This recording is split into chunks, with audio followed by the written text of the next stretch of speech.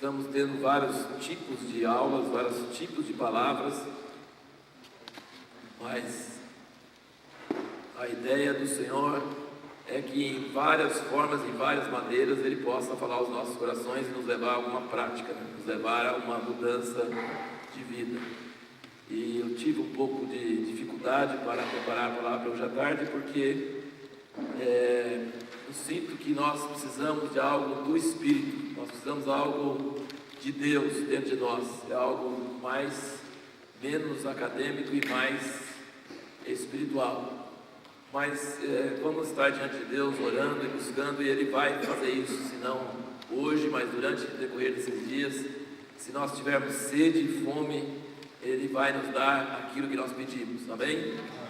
Acho que vocês não vieram aqui para acumular caderno cheio de anotação só, não é? Acho que vocês não vieram aqui só para acumular conhecimento, isso poderia fazer de outras formas. Mas acho que vocês vieram para ouvir a voz de Deus e ser tocado por Deus no interior, e que isso modifique sua prática.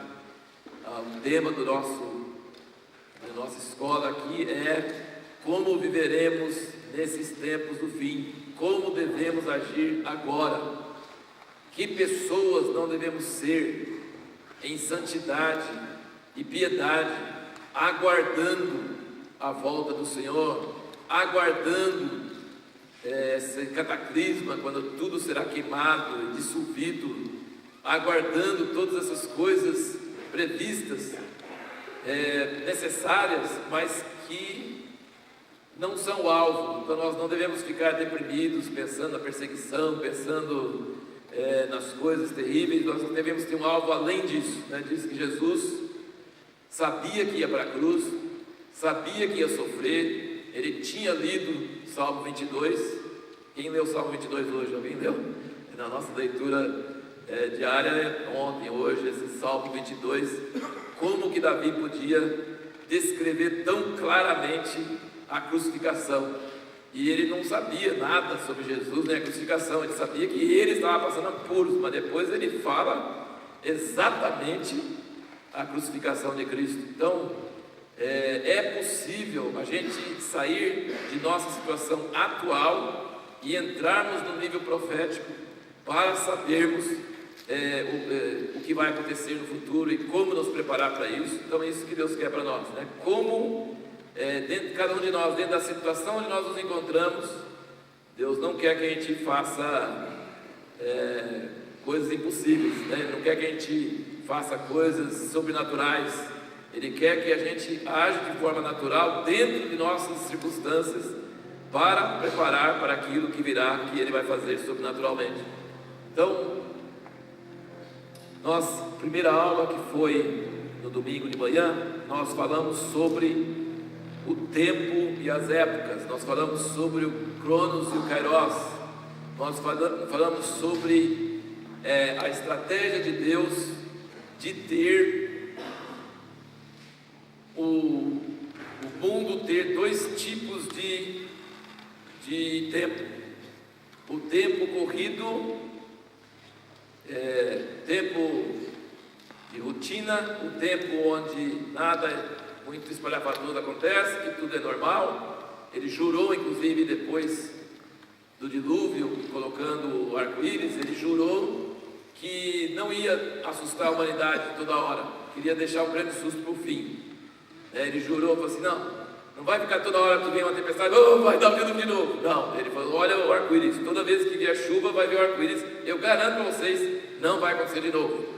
Mas eu estou reservando tudo para um grande dilúvio de fogo no fim. Então não pense que desde que os pais dormirem está tudo normal, está tudo igual e não vai mudar nada. Não pense isso, que a minha longanimidade significa que eu não vou trazer crise. Eu vou trazer uma crise de um tamanho você nem imagina. Quer dizer, quanto mais tempo passa, maior a crise virá. Então Deus trabalha com o tempo, que é a rotina, que são as coisas normais, rotineiras. Ele dá fôlego para nós, ele dá, e fica parecendo às vezes que esse tempo significa que vai continuar toda a vida assim, não vai mudar nada. Mas não deixe se enganar com isso, porque Deus não escreve texto sem pontuação, certo? Ele usa vírgula, ele usa ponto, ele usa exclamação, ele usa interrogação. Deus gosta de uma série de palavras, mas ele gosta de uma série de eventos fortes que mudam de parágrafo, que mudam de página, que mudam de capítulo. Ele é um Deus que sabe escrever um texto, mas que esse texto tem paradas, tem momentos. Então o Cronos é o tempo corrido e o Kairos são esses pontos de exclamação. E ele planejou o mundo, então ele tem tempo certo para cada coisa. Agora, uma coisa que nós não falamos naquele dia, aliás, só mais uma coisa para revisar, é que nós mostramos que quando os discípulos perguntaram se é neste tempo que vai trazer o reino para Israel, ele falou: não compete a vós conhecer os tempos ou as épocas que o Pai reservou para sua exclusiva autoridade. Ou seja, não pense que eu vou dar para você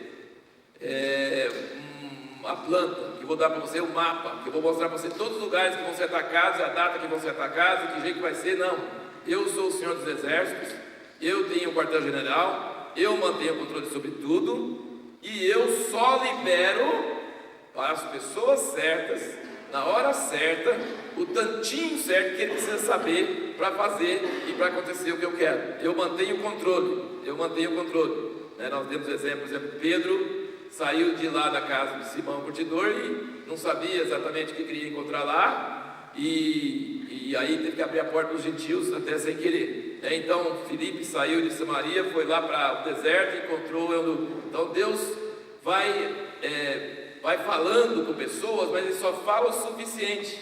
Então ele não fala mais do que o suficiente. Então é muito importante entender que Deus não vai nos revelar os tempos e as épocas, porque os tempos e as épocas ele reservou para a sua exclusiva autoridade. Mas ele dá as ordens para cada momento, para cada fase da vida, e são essas ordens que a gente tem que obedecer. E se obedecer, depois vem a próxima, entendeu? Então assim, você tem que confiar nele. Ele falou para Abraão: vai para a terra que eu vou te mostrar. Qual terra? Me mostra antes. Eu quero saber se é lugar bom ou não. Eu quero saber se é longe. Precisa fazer mala grande? Não. Ele fala: vai para a terra que eu vou te mostrar. Quando chegou lá, ele falou assim: é essa terra mesmo. Só falou isso. Deus é muito lacônico, curto, e fala exatamente o necessário. Mas se você obedecer, ele fala: sim, você está no caminho certo. É aqui, agora mais isso, agora mais isso. Então é essa dependência em Deus e essa consciência de que ele tem um plano e que esse plano tem horas e lugares marcados.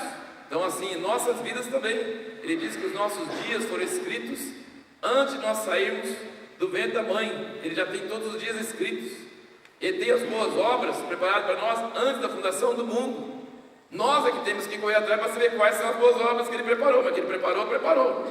Entendeu? Então, tanto a humanidade como um todo, como as nossas vidas pessoais, tem uma soberania de Deus, tem um plano de Deus, tem um propósito de Deus, mas ele não revela tudo. Ele só fala: você vai obedecer? Eu tenho plano para você, mas você vai obedecer? Vou, se você me mostrar tudo. Então, nada. Eu só revelo o próximo passo. E você só precisa saber o que é para fazer. Mas fazer sem saber? Sim, faz sem saber. Mas isso é o caminho dos heróis da fé na Bíblia. É o caminho maravilhoso que Deus tem para nós. E foge à sabedoria humana, mas é da sabedoria divina. Um dos primeiros artigos da revista Impacto que nós publicamos, eu acho que foi o primeiro praticamente, era um artigo que era bastante chocante, que tinha um título assim: acorde, vende o caixão.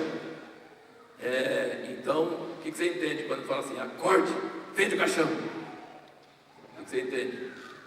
Que tem um caixão que é para gente morto, e tem uma pessoa deitada lá dentro agindo como se fosse morto, mas ele está vivo, né? O Paulo Manzini conta para a gente daquela famosa obra Moby Dick, né? Que tinha um baleeiro que estava muito doente e mandou fazer o caixão para ele, ia morrer mesmo, e mandou colocar todos aqueles instrumentos de guerra dele, deitou dentro do caixão, botou os instrumentos, o caixão estava no jeito, estava tudo certinho, tudo beleza. E aí, ele estava deitado lá, assim, quase assim, tá pronto, agora posso morrer. De repente ele lembrou que tinha um negócio que ele não tinha feito. Disse, opa, vou morrer não. Levantou, isso aí eu tenho que ir lá cumprir um compromisso primeiro. Então, assim, a pessoa que morre antes da hora, tem muita gente morto-vivo andando por aí, viu? Ele não faz o que Deus chamou ele para fazer porque tem medo. Medo paralisa, sabe? Medo é uma coisa terrível. E esse artigo o rapaz está fazendo, acorde, venha do caixão. Pensa o que Deus te chamou para fazer, que te pôs no mundo para fazer. Você tem um propósito, você tem um alvo, você tem algo para viver. Sabe? Nós estamos vivos cada dia porque tem um propósito. Tem obras que Deus fez para nós, tem propósito para nós, e a gente às vezes não sabe qual é. Mas essa é a tarefa, descobrir qual é. Tem que descobrir qual é o propósito que Deus tem para nós. Nós não podemos tolerar uma vida que não tem propósito, que não tem algo, que está só esperando chegar ao fim. Não! Nós estamos na terra para um propósito, e às vezes esse propósito exige que a gente acorde e venha do caixão, e sai e faça o que Deus chamou para fazer. Então tem pessoas trabalhando em profissões que não deviam estar trabalhando, fazendo coisas que não deviam estar fazendo, de medo de dar o passo em obediência a Deus. Sai da tua terra, da tua parentela, vai para a terra que eu te chamei, entra na aventura, entra nessa aventura com Deus, mas eu não sei onde, não sei o que, não sei o que vai acontecer, o que tem? Você conhece Deus, e Deus deu a ordem, quando Deus obedece a Ele, a próxima coisa vai acontecer. E se for de Deus, vai acontecer mesmo. E se não for, Ele vai te segurar também. Coitadinho de minha criancinha, errou a direção, mas Ele vai te dar um apoio. O mais perigoso é não agir. O mais perigoso é continuar numa vida sem propósito, uma vida de medo, paralisada pelo medo. Então nós precisamos entender que andar com Deus é uma aventura. É uma aventura. E se nós obedecermos a voz dele, quando a gente olha no retrovisor, a gente olha para trás, a gente vê, puxa vida, foi na hora certa, foi planejado, puxa, foi magistral. É nessa hora que tinha que mexer com o cavalo, com o bispo, com a torre. Nossa, como eu fui inteligente, foi nada. Eu nem sabia de nada. Foi o dono do jogo que mexeu com as peças na hora certa, para que a gente estivesse no lugar certo, na hora certa, da maneira certa. Ou seja, o Kairos de Deus vai aparecer na sua vida à medida que você obedece à voz de Deus. Então, resumindo, Deus não vai nos dar o mapa, Ele não vai nos dar o suficiente para a gente não ficar dependente dEle. Ele vai nos dar o necessário para cada dia, para cada fase, mas Ele vai nos dar o necessário para essa fase. É importante que você saiba o tempo que estamos vivendo. Jesus disse, hipócritas, não saber discernir os sinais do tempo e não sabeis discernir que tempo que está agora? Então, assim, ao mesmo tempo que ele diz que o Pai reserva para a sua autoridade, ele diz que esse tempo que nós estamos vivendo, a gente tem a obrigação de saber. Nós precisamos saber que tempo que nós estamos vivendo hoje. Nós precisamos saber, por exemplo, Noé precisava saber que era a hora de cortar árvore, fazer tábua e construir a arca. E 100 anos, né? Mas ele não sabia que era 100 anos. E os discípulos lá em Pentecostes não sabiam que era 10 dias. A gente nunca sabe quanto tempo vai ser, mas sabe que devia estar fazendo, e devia fazer rápido, e diligente, e sem preguiça, porque vai que o tempo acaba antes que você está esperando. Então, faça com urgência, sem saber quanto tempo vai durar, 10 dias, é 100 anos, eu sei, não tem problema, é importante saber a época e fazer as obras que Deus nos colocou para fazer nessa época que nós estamos vivendo. Agora, no grego, no início do uso do Kairos, ele não era para tempo só, ele era para oportunidade. Então, seria oportunidade, lugares, e como eu disse a palavra no hebraico também é a mesma coisa, não era só. O principal não era tempo, o principal era específico, um lugar, um encontro, uma oportunidade. Essa é a coisa mais forte dentro da palavra Kairos e dentro da palavra do hebraico que depois usaram para kairos. Mas tinha uma outra palavra, e isso usado muitas vezes ajuda a gente a ver como essas palavras eram usadas por escritores daquela época, escritores daquela época que não eram cristãos. Os escritores que não eram cristãos, por exemplo, no grego, usavam a palavra apóstolo, usavam a palavra eclésia, usava várias palavras, evangelho, tudo isso era usado. Não é coisa bíblica, era coisa da língua grega para acontecimentos daquela época. Então, às vezes, nós pegamos essas palavras e nós espiritualizamos essas palavras e nós perdemos o sentido dessas palavras. E a gente carrega e eles não têm o mesmo sentido. Então, às vezes, é importante ver escritos da época para ver o que Paulo e os outros, quando escreviam, estavam pensando quando usava esse termo. É bem difícil, mas essa é a tentativa que o pessoal faz sempre para tentar entender qual o sentido da palavra. E tinha uma palavra em grego que tinha quase o mesmo sentido de kairos, que é touché, mas não é o touché daquele jeito, né? Era T-U-C-H-E, nem sei a pronúncia, mas era touché. Então, essa palavra touché significava também tempo marcado. Mas qual a diferença entre touché e kairos? Touché é destino, kairos também é destino, mas tem uma diferença muito grande entre eles. É isso que eu queria que vocês entendessem. Touché é um destino que não pode mexer. Ele é um destino que vai acontecer, queira você ou não. Se você quer, se você coopera, não, é fatal. Tem uma palavra em árabe, chama maktub, maktub está escrito, significa não adianta você brigar, não adianta você lutar, vai acontecer, é destino. Você pode espernear, você pode pular, você pode fazer o que você quiser, mas você não vai mudar nada, porque está determinado. Allah determinou, vai acontecer. Então é uma visão fatalista de que tem tempos marcados na história e que esses tempos são irremovíveis, não pode mexer com eles. São tempos sem condições de mexer com eles. Mas kairos não. Kairos também são tempos apontados, especiais, dentro do Cronos, que antes não dá, e depois não dá, e naquela hora dá, porém, pode ser perdido. Você pode aproveitar ou não. Estão entendendo como é que é a diferença? Todos os dois do grego tinham a ver com destino, mas um é o destino que não tem jeito de mexer, e o outro é o destino que, se você quiser, você pode aproveitar aquele momento, e se você não quiser, você pode perder aquele momento, mas passou. Então, por exemplo, Jesus passando perto no caminho para Jericó, e está lá o cego, Bartimeu, e ele podia ficar calado, ele podia gritar e calar quando os outros falassem com ele, ou ele podia gritar e vacilar com os outros. Eu não estou nem aí, eu vou gritar porque esse é meu kairos, é agora. Se eu não aproveitar enquanto ele está passando, não vai ter outra hora, é meu kairos. Então, não é fatal, não é um destino irrevogável, é um momento de oportunidade, abriu a janela de oportunidade. É possível ou não? Depende de você. Está entendendo?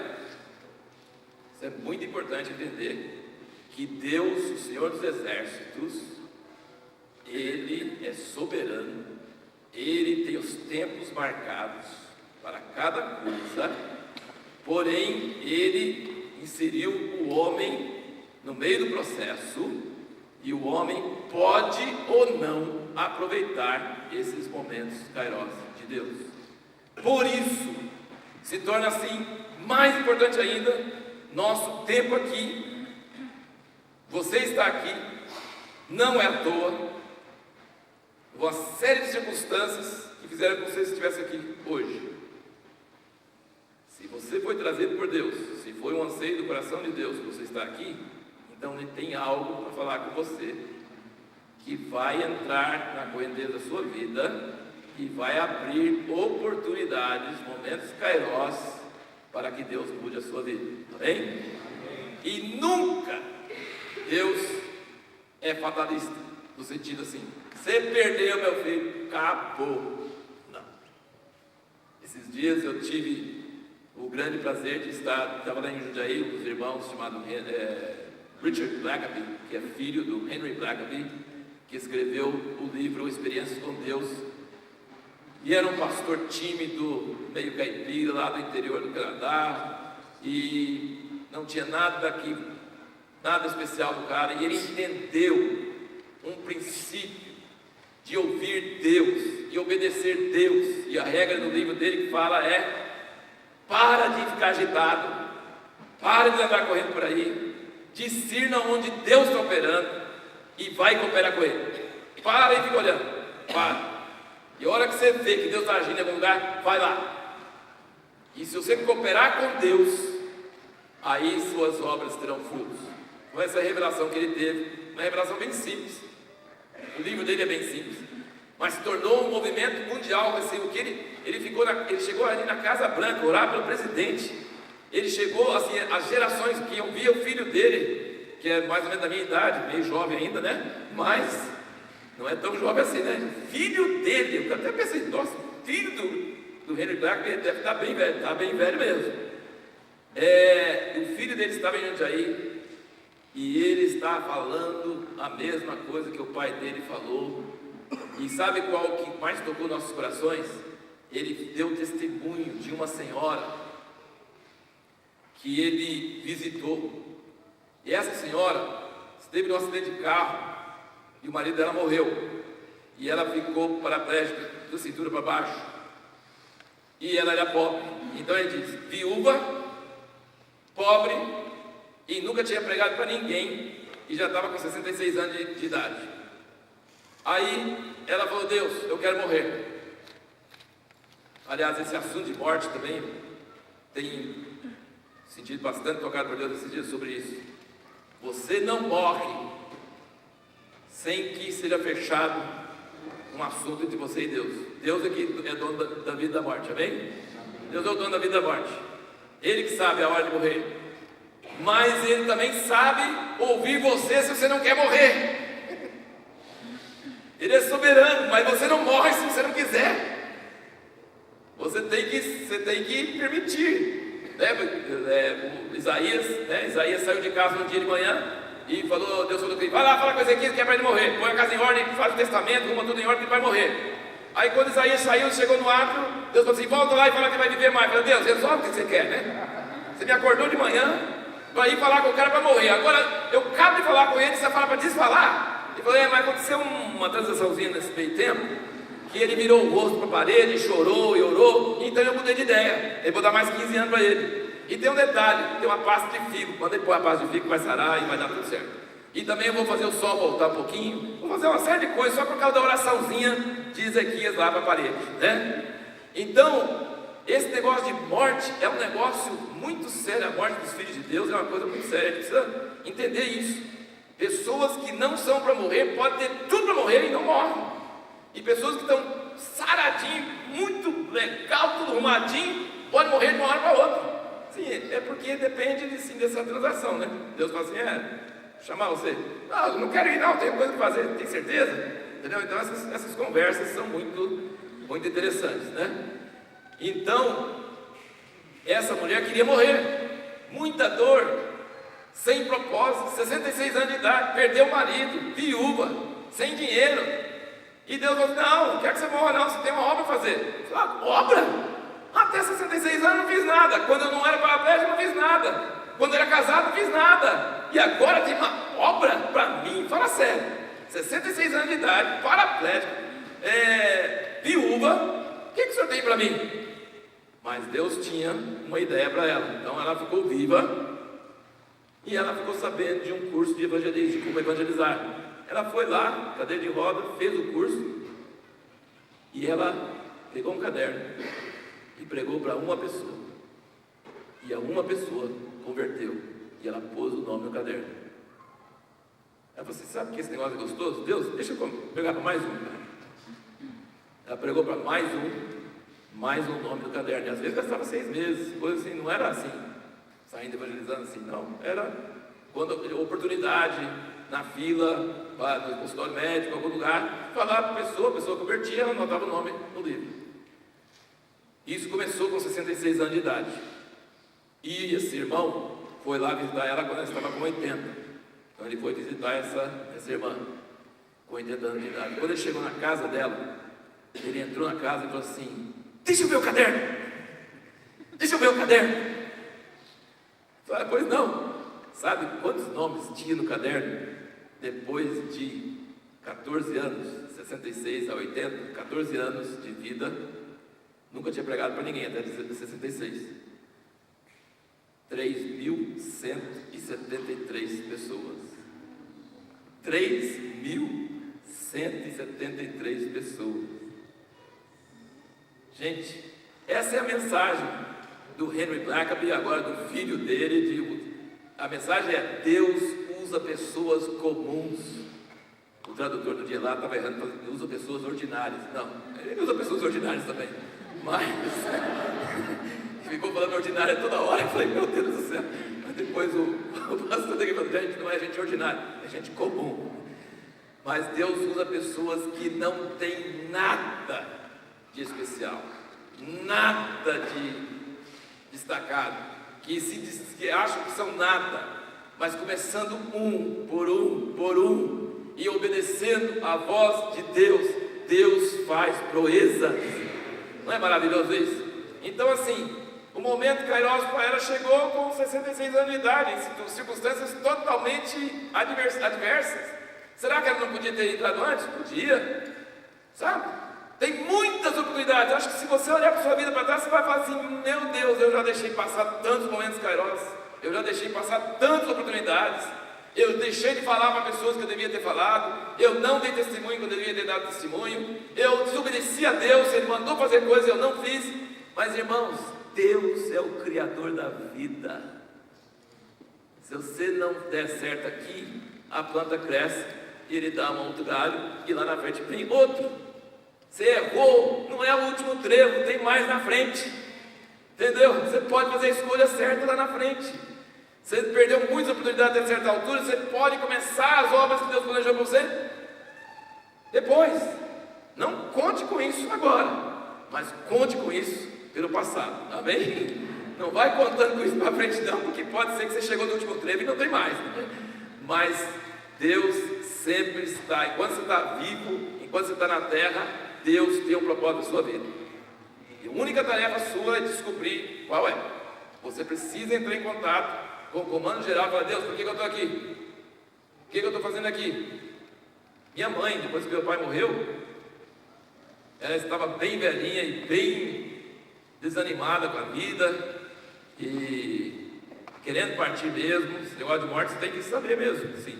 Aí ela, um dia de manhã, eu senti muito forte um salmo, eu li um salmo e na hora peguei o telefone e liguei para ela. Falei: mamãe, tem um versículo aqui, é para a senhora mesmo, esse versículo, e fala: o justo será como a palmeira. Eu sou palmeirense, então gostei desse versículo também.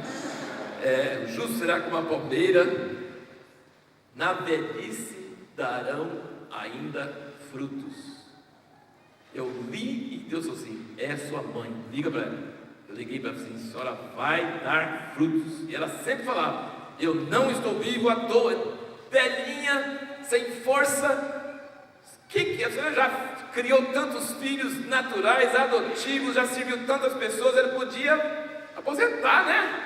Podia falar: não, eu já fiz o serviço que eu tinha. Não, eu estou viva. Se eu estou viva, não tem aposentadoria, tem alguma coisa para Deus fazer. E aí, a maravilha, porque ela, acho que foi 1 ano e meio, foi pouco tempo, que ela morou em Anápolis, na casa da minha irmã, e fizeram 2 reuniões. Quando ela morreu, fizeram uma reunião lá em Anápolis e uma reunião aqui em Jundiaí, onde ela foi enterrada junto com meu pai. Gente, essa reunião aqui em Jundiaí, que eu não pude ir para o de Anápolis, eu estava doente, e ela, aqui foi uma reunião, eu nunca vi uma reunião de fúnebre tão alegre. Muita felicidade, muita alegria, presença de anjos, é uma coisa maravilhosa. Quando o justo morre no Senhor, é um negócio que deixa assim aquele gostinho, assim, quase que eu quero ir junto, né? Aquela coisa. Mas só que em Anápolis, quando reuniram lá, juntaram senhoras, juntaram pessoas testificando do fruto que a vida de minha mãe, em 1 ano e meio, com aquela fraqueza, causou na vida delas. Ela deu fruto na velhice.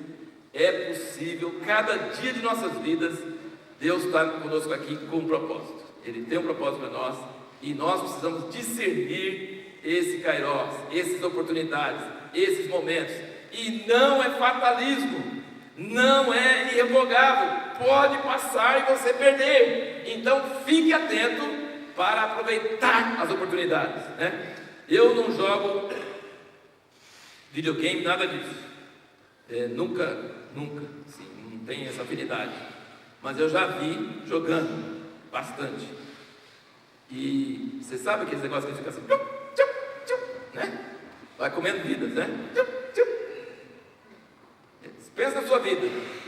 Você tem oportunidades todo dia, toda hora. Você está comendo ou não está comendo? Deixa passar, né? Deixa passar, ou não. Eu preciso de todos os possíveis, porque lá na frente isso vai me servir bem, né? Então a chave é: não fique relaxado, dormindo, tranquilo, né? Fique atento, porque você não é de nada, você não consegue fazer nada, e você mesmo nada pode fazer. Jesus não podia, menos você ainda. Mas as oportunidades aparecem, eles aparecem para você. Eles não são para outra pessoa, são oportunidades suas, sabe? É por causa do seu jeito, da sua criação, seu temperamento, a sua posição, o lugar onde você está. São oportunidades suas, e você precisa discernir e pegar essa oportunidade. Muito pequeno, não tem problema, o tamanho que for, faça, porque é assim que nós começamos a avançar para o propósito de Deus em nossas vidas.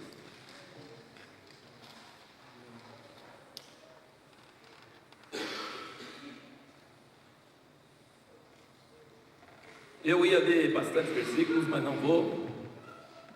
Então vamos pensar aqui o que nós vamos fazer.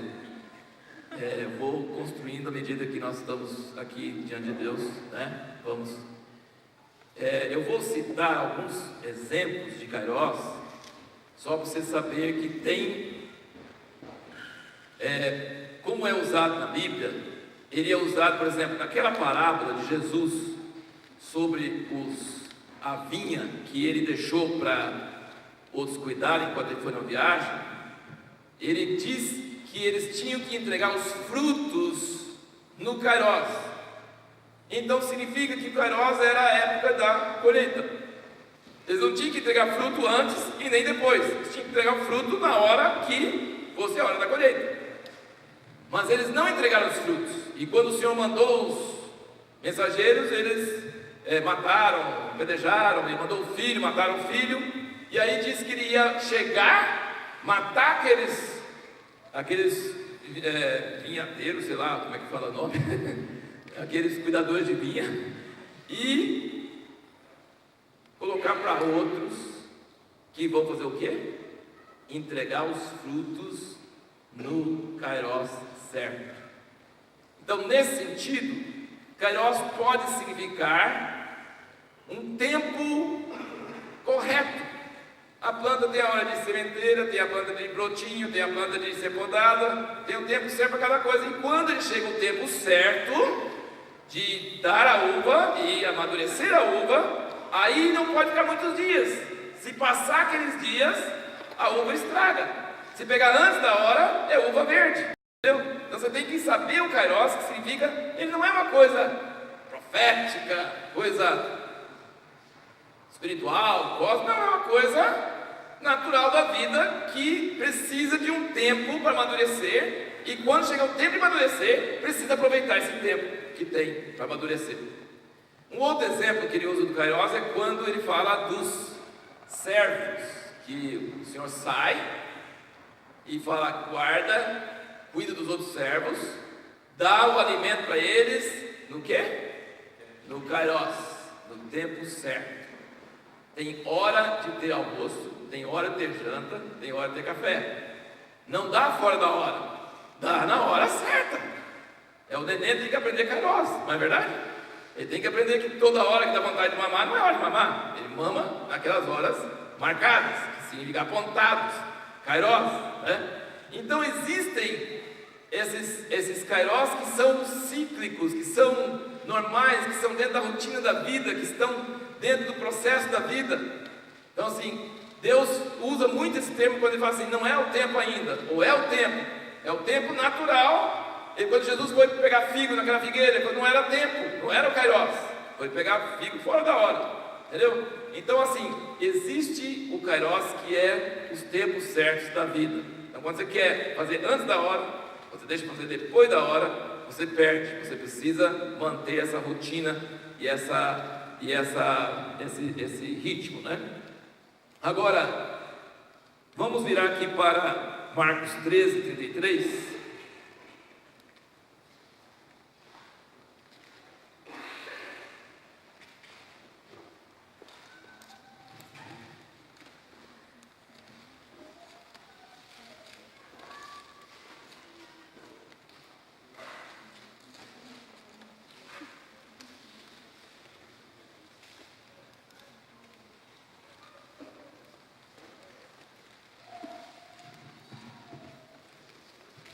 Jesus está dizendo: olhai, vigiai, porque não sabeis quando chegará o tempo.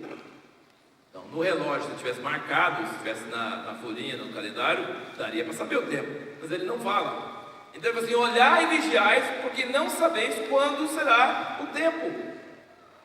É como se um homem devendo viajar, deixar sua casa, desse autoridade aos seus servos, a cada um o seu trabalho, e ordenasse também ao porteiro que vigiasse. Vigiai, pois, porque não sabeis quando virá o Senhor da casa, se à tarde, se à meia-noite, se ao cantar do galo, se pela manhã, para que vindo de improviso não vos ache dormindo. O que vos digo a vós, a todos vos digo: vigiai. Nossa pergunta desse curso aqui é: o que nós deveríamos estar fazendo agora em preparação para os dias que virão, que estão vindo sobre o mundo? Falei naquele dia que naquela passagem ele falou 3 vezes: aguardando, e ele falou apressando. Significa foco, significa que você está fixado. Isso significa que você está vigiando, você está atento. Você está sabendo que a época é mais ou menos essa. Então você fica, é à tarde, é meio-dia, é de manhã. É muito assim, desconfortável isso, tá? Quando você está esperando uma pessoa, ela não chega, você sabe que ela pode chegar a qualquer hora, é muito desconfortável. Então assim, orar e vigiar não é confortável, sabe? Não é confortável porque você não tem uma hora certa. Você não sabe que hora que vai ser. Você sabe que é para chegar, mas você não sabe a hora. Então ele fala: vigiai.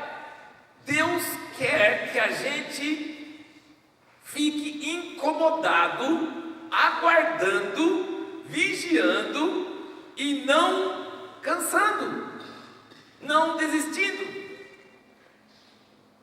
Uma coisa muito importante. Eu acho que o que mais importante que nós estamos ouvindo esses dias é essa questão da mente. Onde está a sua mente? Onde está a sua atenção?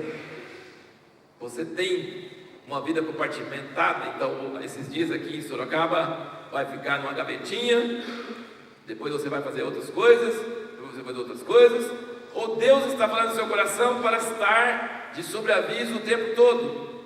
Você está dentro de um processo de vigiar, você tem um processo de saber a qualquer hora pode acontecer, e eu não quero ficar de fora, e eu não quero perder.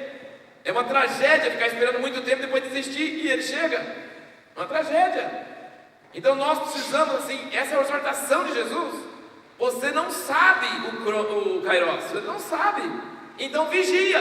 Já que você não sabe, tem que vigiar, porque se não vigiar, você perde. E Lucas é uma passagem bastante comovente, Lucas 19, versículo 41.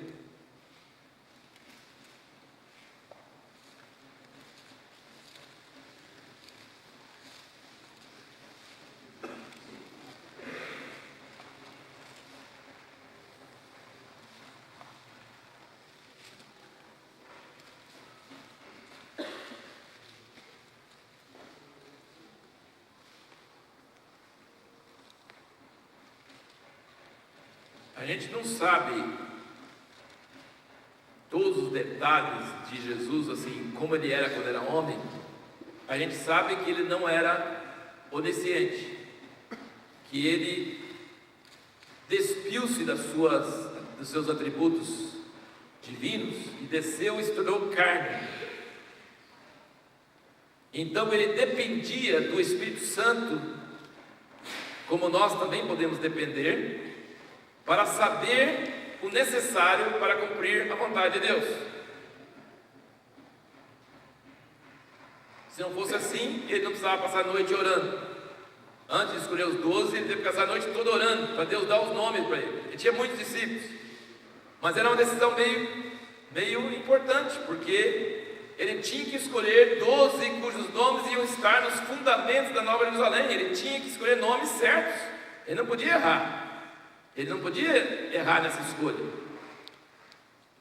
E ele não sabia. Então ele passou a noite orando para saber de Deus. E Deus escolheu todos. E ele tinha essa escolha. Mas Jesus era muito consciente do Kairos. Por exemplo, em João 7, nós não vamos ler João 7, 6 e 8, ele diz para os irmãos dele: os irmãos, você faz esses milagres, fica aqui fazendo esses milagres aqui no interior, você não põe na internet, você não põe no Facebook, você não põe em nada, você fica aí no interior. Qualquer homem que faz umas coisas de Deus, ele tem que ser assim, ele tem que aparecer, né? Ele fala assim: o seu tempo é toda hora, meu tempo ainda não chegou. Seu tempo é toda hora. O que ele quer dizer, seu tempo é toda hora? Seu Kairos é toda hora. Significa que você manda em você. Então você que escolhe, você que faz, você que determina, você que faz, então vai em frente.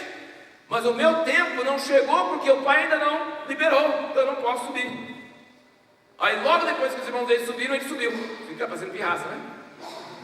Mas é só parecendo pirraça, porque não era, porque o tempo não tinha chegado e quando chegou ele foi. Então ele esperava dar o tempo. Assim, em música, você tem que dar o tempo certo. Você errou o tempo, o negócio fica horrível. O motor ele tem que subir e descer no tempo certo. Tem de 2 tempos, tem de 4 tempos, tem que ter o tempo certo, senão dá confusão. Tem que saber o tempo. Você tem que não errar o tempo. Muito importante. Então Jesus está vindo aqui. Ele já tinha falado. Ele depois ia falar assim para guardar a sala onde ia celebrar a ceia. Ele fala para ele lá, o mestre diz: separa uma sala para mim que o meu tempo está chegando. Então ele usa esse termo: meu tempo está chegando, eu preciso de uma sala, eu preciso comer a Páscoa com meus discípulos. Então ele sabia que estava no tempo e que estava chegando. Então ele tinha uma noção da proximidade dessas horas. É o que Deus quer que nós também tenhamos, essa sensação da proximidade, tá? Mais perto, mais longe, mais urgente, o que precisa ser feito, essa sensação da proximidade do tempo. E aí eles adoraram a Deus, louvaram a Deus, louvando a Deus em maiores alturas, todo mundo festejando, aquela festa toda. E Jesus, no meio da festa, e todo mundo falou: manda eles parar de blasfemar, está falando que você é homem, está falando que você é Deus, e não sei o quê. E se eles calarem, as pedras calarão, né? Acabou de tudo isso. Só que Jesus nunca estava levado pelas emoções do momento. Ele estava sempre atento para o Kairos. E aí quando ele chega na virada da estrada e ele vê Jerusalém, olha o que aconteceu aqui. No meio dessa festa, no meio desse pessoal gritando Hosana, versículo 41, e quando chegou perto e viu a cidade, chorou sobre ela, e dizendo: se tu conhecesses, ao menos neste dia, o que te poderia trazer a paz, mas agora isso está encoberto aos teus olhos. Se tu conhecesses, ao menos nesse dia, o que te poderia trazer a paz, mas agora isso está encoberto aos teus olhos. Meu pai sempre falava, eu não sei que filme que ele assistiu, o que foi, mas que ele quase nunca assistia filme, mas eu sei. As tragédias tragédias caíram de moda, né? Mas tragédia é o mais alto nível de arte que existe, porque a vida humana sem Deus é uma tragédia. Então quem souber expressar a tragédia, mas hoje o mundo moderno não aguenta tragédia, quer coisa boa, satisfação, quer coisa assim. Mas ele diz que a tragédia, eles falam de umas tragédias que o herói está procurando a heroína, está assim, passando o filme todo, agruras, problemas, dificuldades e tal, e quando ele chega no fim do filme, tem uma parede, e a heroína está do outro lado da parede, e ele não sabe, e aí ele morre, tão perto e tão longe. Isso é tragédia. E essa é a sensação que Jesus tinha aqui. Jerusalém, a cidade da paz. Eu, príncipe da paz, estou chegando na cidade. E não precisava acontecer todas as tragédias que viriam sobre Jerusalém. Gente, você quer saber a história, você quer saber o cumprimento de muitas coisas de Mateus 24, leia Joséfos, leia as guerras dos judeus. Gente, ele era um judeu preso pelos romanos, e ele conta o drama daqueles dias. Ele diz que não tinha mais madeira ao redor de Jerusalém, de tanto judeu que eles crucificaram. Tantos, mas crucificou tantos que não tinha mais madeira. Coisas horríveis aconteceram logo depois, poucos anos depois que Jesus morreu e ressuscitou. E ele estava vendo isso. Ele falou assim: não precisava. Ah, se tu soubesses o que poderia te trazer a paz. Eu estou aqui, mas isso está encoberto aos teus olhos. Nós sabemos que a soberania de Deus é que Deus encobriu para que nós pudéssemos ter uma chance, né? Mas não deixe de ser trágico, que se eles soubessem, se eles tivessem recebido, como teria sido diferente a história deles. A tragédia chegou tão perto e estava tão longe. E Jesus chorou e disse isso. E depois disse: porque dias virão sobre ti em que os teus inimigos cercarão de trincheiras e te sitiarão, te apertarão de todos os lados, te derribarão a ti e aos teus filhos que dentro de ti estiverem, e não deixando em ti pedra sobre pedra. Olha a última frase: porque não conheceste o Kairos. Não conheceste o Kairos. Veio o Kairos, não o Tush, o Kairos. Não era fatalismo, era possibilidade.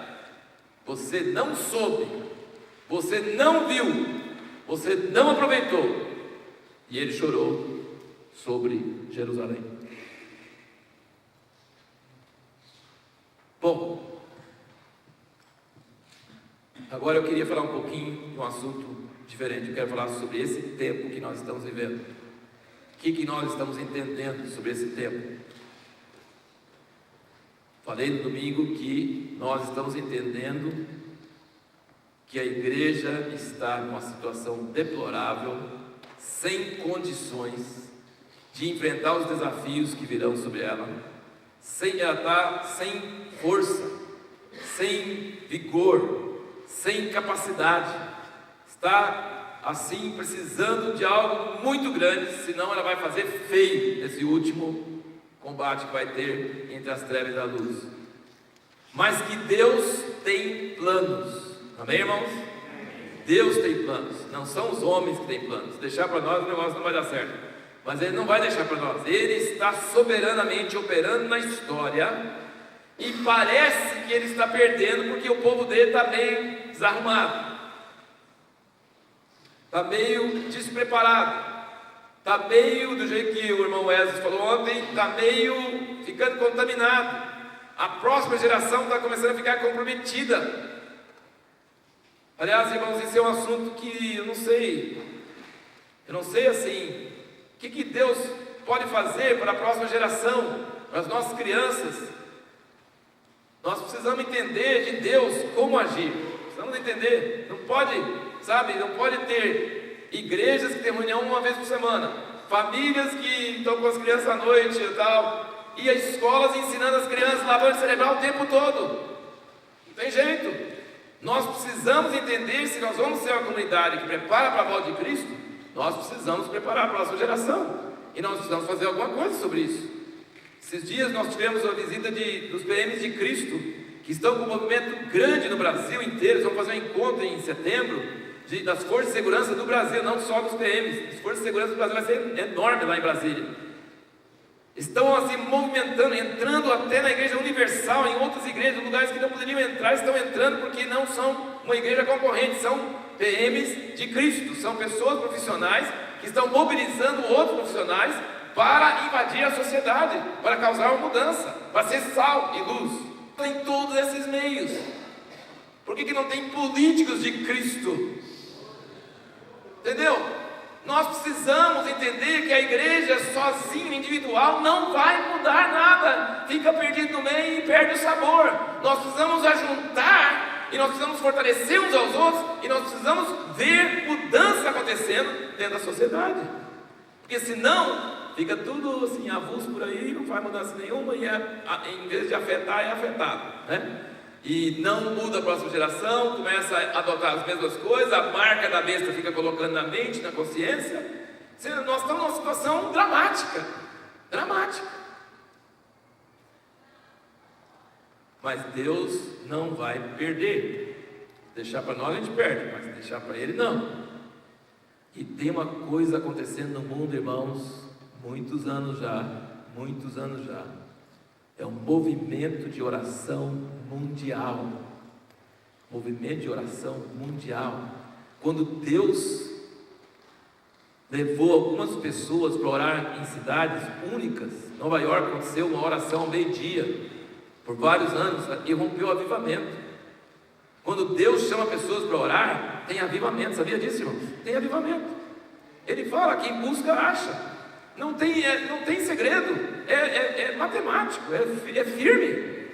Agora, se está acontecendo uma mudança mundial, um movimento mundial para a oração, significa que o Senhor dos Exércitos está começando a preparar para a próxima jogada. É isso que a gente precisa começar a prestar atenção sobre isso. Não é uma coisa que só para fazer bonito, só para entrar numa onda, numa moda, não. Deus está preparando para raios, para uma grande tempestade de raios que vai vir sobre o mundo. O dia de Pentecostes vai ser nada em comparação com o Pentecostes que vai descer sobre o mundo em nossos dias. Vocês creem nisso? Vai ser um negócio tremendo. Derramarei o meu Espírito sobre toda a carne. E fala aqueles mesmos sinais que o anjo está falando ontem: o sol escureceu, a lua virar, mesmo texto.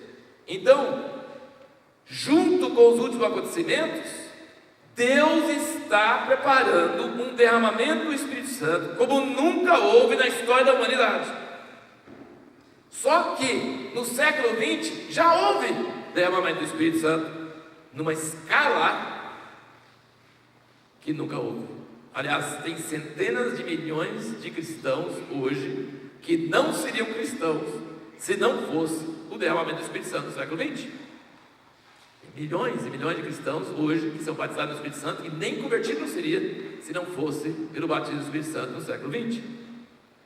Uma coisa que eu não tinha me tocado muito, mas o movimento messiânico de judeu voltar a Yeshua, voltar a Jesus, sem deixar de ser judeu, nasceu no avivamento de jovens, do Jesus People. Nasceu nesse movimento, todos os líderes foram atingidos por esse movimento. Então o derramamento do Espírito Santo é capaz de mudar a história da humanidade.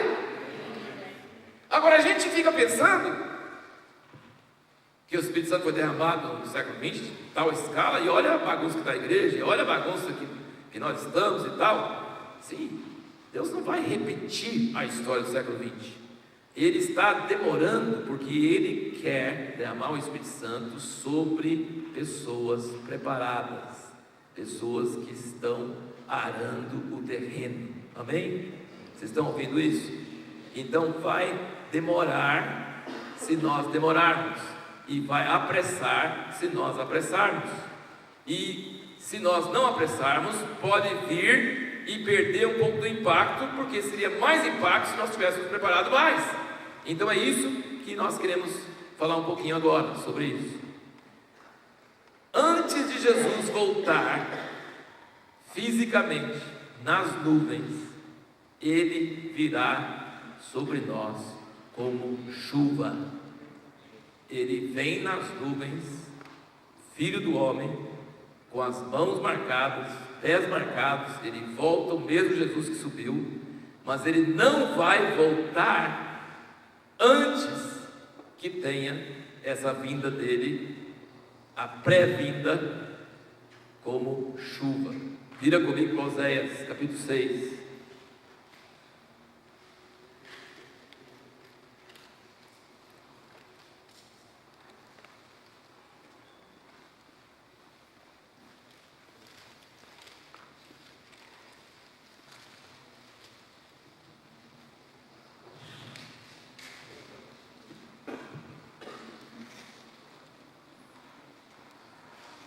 Oséias 6,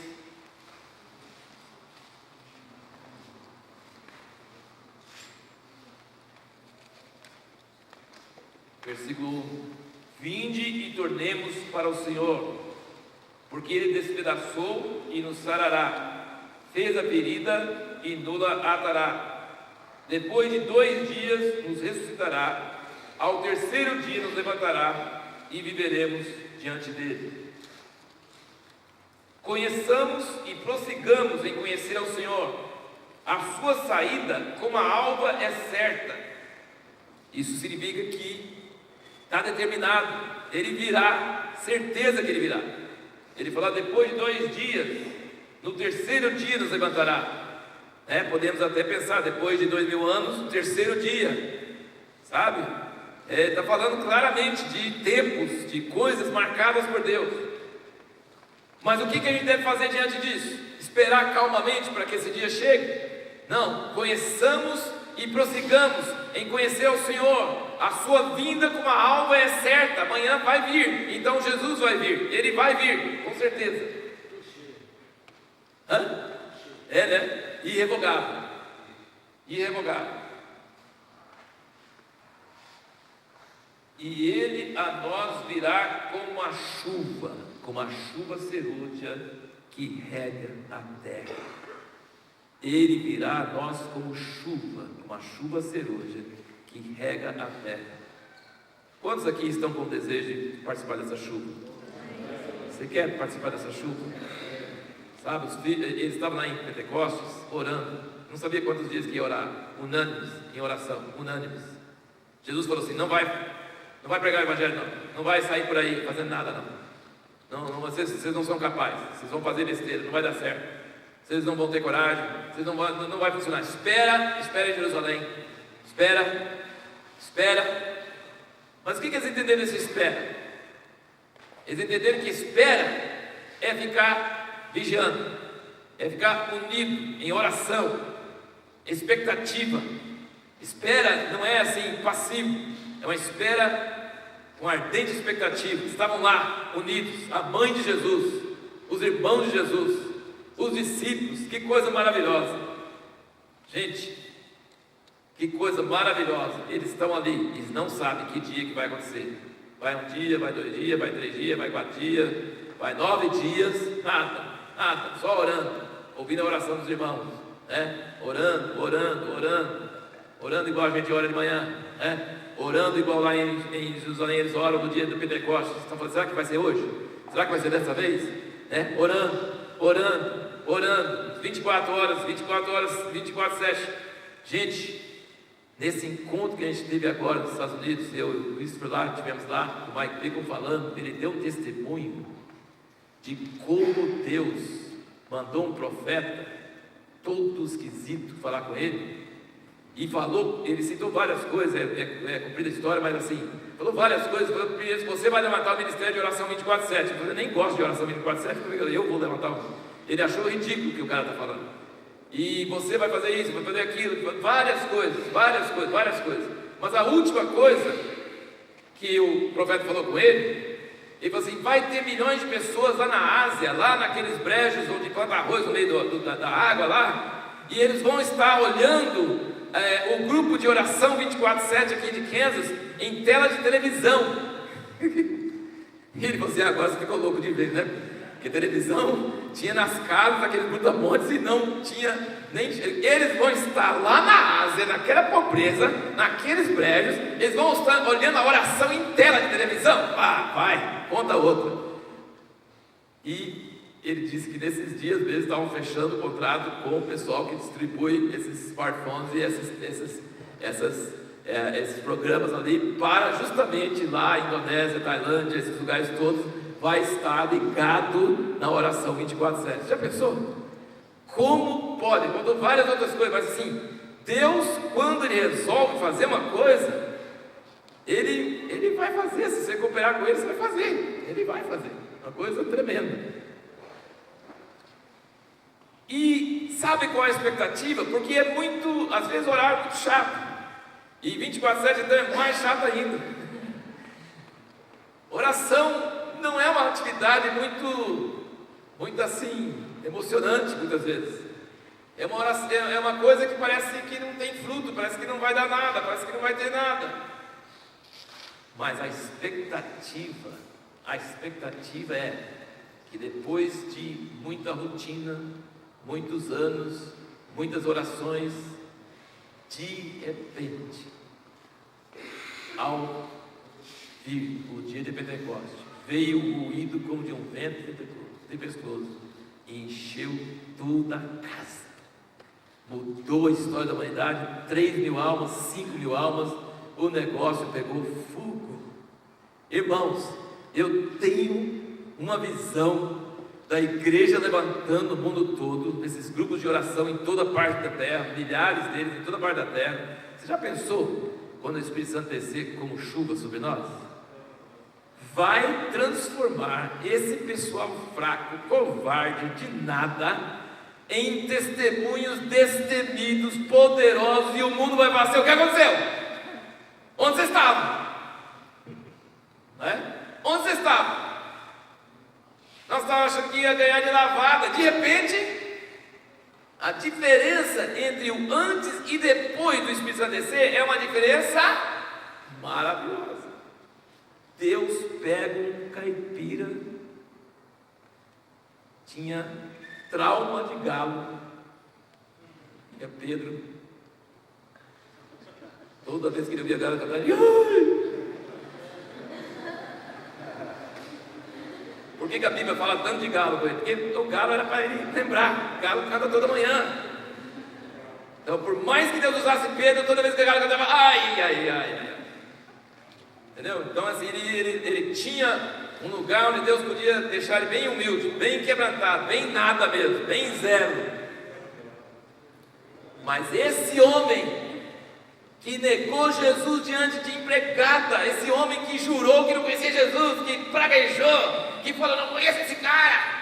Esse homem levantou das maiores teólogos e autoridades da terra e falou: eu não tenho medo de você, vou servir a Deus, Ele ressuscitou, no que eu tenho te dou, levanta. Esse cara foi transformado. O que aconteceu com ele? Ele foi batizado no Espírito Santo. Não é maravilhoso isso? Você já pensou que a igreja vai ser quando Deus vier sobre nós com chuva? Que transformação, que coisa vai acontecer? Nas praças, nas ruas, nas cidades, em todos os lugares, vai ser uma santa confusão.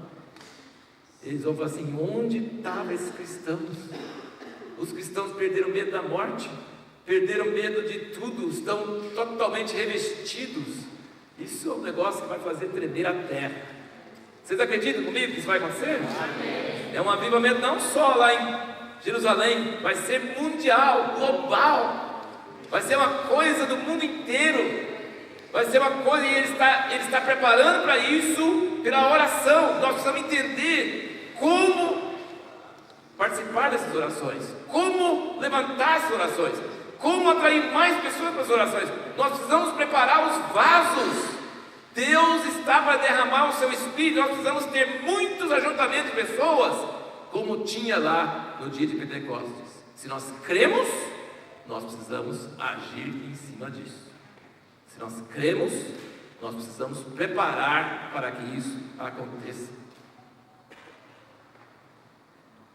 Eu vou terminar, porém eu só quero citar uma passagem ali em 1 Reis, ou 2 Reis, não sei, deixa eu ver aqui, se é 2 Reis 4, de 1 a 7,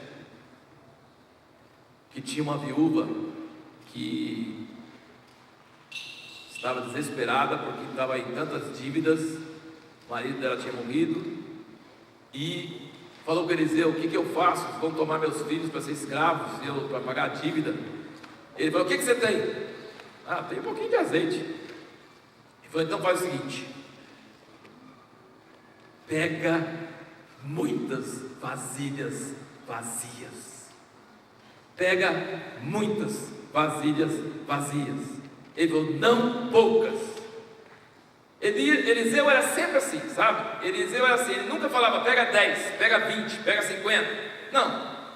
Quando Elias perguntou para ele, ele falou assim: eu quero dobro. Ele é um cara, ele falou assim, tem que depender da missão da pessoa. Então assim, vai, pega muita vasilha vazia, muitas, não poucas. Depois que você pegar, fecha a porta. Fecha a porta. Aí ela foi e pegou. Aí ela falou: peguei tanta vasilha, o cara está cheio, o que eu faço? Então assim, agora fecha a porta e vai derramando azeite nas vasilhas. Estão vazias? Vai derramando. Ela foi derramando aquele pouquinho que ela tinha, que nunca cresceu, que continuou sendo pouquinho. E ela foi derramando e não parava. Falou: traz outra vasilha, traz outra vasilha, traz outra vasilha, traz, vai trazendo, vai trazendo, vai trazendo, vai trazendo, vai trazendo, vai trazendo, vai trazendo. Aí chegou uma hora e falou assim: traga mais uma. Falou: acabou. Acabou. A coisa mais importante dessa história é que o que fez o azeite parar? Tem uma frase que fala assim: e o azeite parou. O azeite parou. Por quê? Acabou a vasilha. Uma coisa tipo, sabe? Não é uma coisa sobrenatural, não. É uma coisa assim meio natural. Faltou vasilha. O azeite do futuro avivamento do Espírito Santo vai parar se nós não prepararmos vasilhas vazias suficientes. Nós precisamos. Nós podemos multiplicar azeite? Não. Nós podemos trazer o azeite? Não. O que a gente pode fazer? Junta vasilhas vazias. Agora tem muitas vasilhas na igreja, mas estão cheias, então tem que esvaziar elas primeiro, né? Então você pega as vasilhas e esvazia. Depois você vai e pega outras vasilhas vazias. Vasilha vazia é o que a Carol estava falando, pobre de espírito. Precisamos juntar vasilhas vazias. Muitas vasilhas vazias. Agora, o que vasilha vazia vai fazer? Está aguardando, está esperando. Estou vazio, não tenho nada. Vai orar, certo? Vai orar.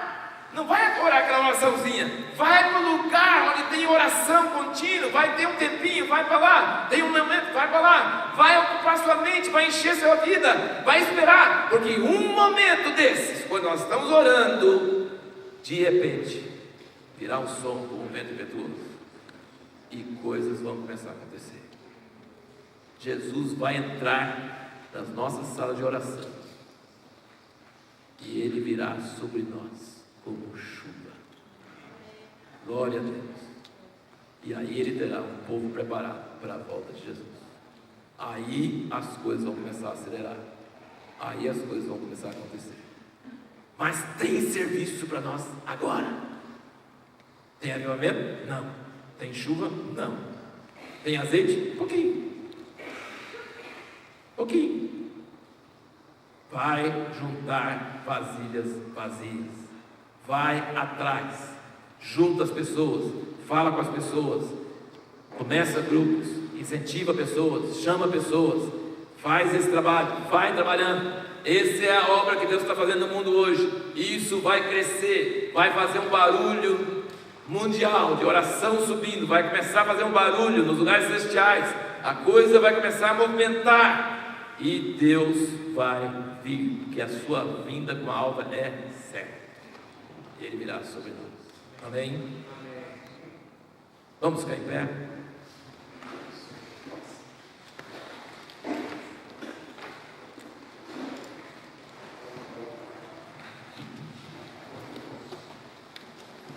Senhor Jesus, nós não queremos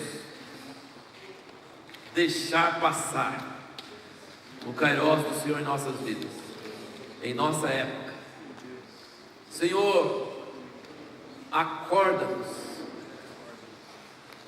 Senhor, se tem pessoas aqui amarradas, presas em rotinas que sufocam, que causam asfixia, que sufocam a vida espiritual, eu peço que o Senhor dê sabedoria, dê direção sobre como quebrar essas estruturas. Senhor, nós queremos ser preparados e ajudar a preparar outros. Senhor, clamamos a Ti que toda estrutura de vida errada, que o Senhor venha nos mostrar, que o Senhor venha quebrar. Tudo que nos prende dentro de uma rotina que não é da Tua vontade, tudo que nos segura para não fazer o que o Senhor quer que nós façamos. Senhor, revela-nos, mostra-nos hábitos, coisas que estão assim nos amortecendo a vida espiritual, coisas que não estão nos impedindo de orar, nos impedindo de gastar horas diante de Ti, Senhor. Não queremos chegar no fim arrependido e falar assim: eu podia ter gastado mais tempo em oração, Senhor, mas nós temos pouca força para orar. Ajuda-nos a achar o caminho. Ajuda-nos a achar o caminho, a fé, a garra, a alegria, o ânimo. Dá-nos essa alegria, esse ânimo, Senhor. Clamamos a Ti, Senhor. Senhor, e que desses grupos de oração, dessas casas de oração, desses lugares de oração, possa começar a surgir uma voz profética. Uma voz profética que vai ser contagiosa, que vai acordar pessoas do sono, que não vai jogar um jugo, que não vai condenar, que não vai apontar o dedo, mas que vai trazer um convite, que vai trazer assim aquela alegria, que vai ser contagioso. Senhor, nós clamamos a Ti. Ajuda-nos nesse trabalho agora, Senhor. Ajuda-nos a saber como juntar vasilhas vazias. Ajuda-nos a esvaziar de nós mesmos, tanta coisa em nós que desliga as pessoas, que faz com que as pessoas não queiram nada nos ouvir por causa da nossa carnalidade, nossa vida do ego, ó Deus. Ajuda-nos a esvaziar. Ajuda-nos, ó Deus, a ser vasilhas vazias, mas não desanimadas, não deprimidas, mas vasilhas vazias, que estão prontas para Teu mover, pronto para aquilo que o Senhor vai fazer. Grande expectativa. Senhor, energiza, ó Deus, esse movimento de oração no Brasil inteiro, de norte a sul, de leste a oeste, no nordeste, no sul, no sudeste, no norte. Senhor, age no centro-oeste, Senhor, age no Brasil, age nesse país. Levanta oração em Acre, ó Deus, meu Deus, em Amapá, Senhor, levanta em Pernambuco, ó Deus, Rio Grande do Norte, ó Deus, Paraíba, Piauí, levanta em Goiás, levanta em Mato Grosso, levanta no sul, levanta em toda a área desse país, ó Deus. Acorda esse gigante do Brasil, ó Deus. Acorda esse gigante, ó Deus. Senhor, desperta Teu povo para orar, mas não orar por obrigação, orar com expectativa, orar com os ouvidos abertos, orar querendo ouvir aquelas pisadas no cascalho de fora. Senhor, nós queremos orar com expectativa, nós queremos orar, Deus, e sabemos que enquanto nós oramos, o Senhor está mudando a nossa mente, o Senhor está mudando o nosso espírito, o Senhor está preparando o terreno, está arando o nosso coração. Ajuda-nos não só a orar, mas a obedecer o que o Senhor nos fala em oração.